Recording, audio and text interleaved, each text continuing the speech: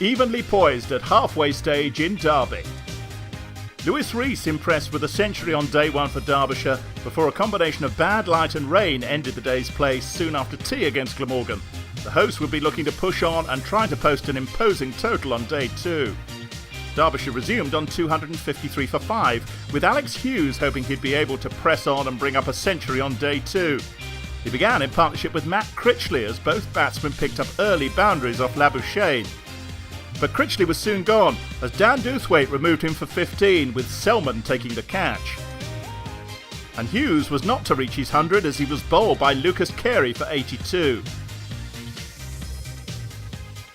Who also soon claimed the scalp of Van Beek in similar fashion. Derbyshire were however able to claim a third batting point as they passed 300 as Dahl settled in by finding the ropes several times. But Carey struck again to remove Palladino and leave Derbyshire 9 down. Dahl fought back, finding the rope twice from a Dewthwaite over to reach 350 and register a fourth batting point. Dahl looked to cut loose after reaching his 50 and eventually fell for 64 to bring the innings to an end when he was bowled by Hogan to leave the hosts all out for 378. Glamorgan made a solid start to their reply as Selman picked up a couple of early boundaries off Rampall, but the run rate slowed to 2 and over as Derbyshire bowled with great discipline, and Palladino claimed the scalp of Selman as he edged to Critchley at slip.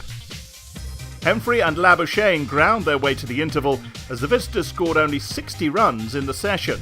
Labuschagne tried to get things moving after the interval with a maximum off Rampall, but the bowler had his revenge in his next over when he pinned him LBW for 14. Lloyd and Hemphrey counter-attacked with a series of punishing boundaries.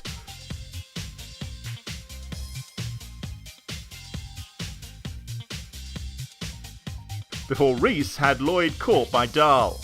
Hemphrey remained to bring up his third successive 50 with a leg side 4 off Rees, and Billy Root joined him by picking up a couple of boundaries of his own. Root became more assertive as the end of the day approached, with Hughes coming in for some stick and conceding 3 boundaries from an over. But Hemphrey fell LBW to Van Beek for 75.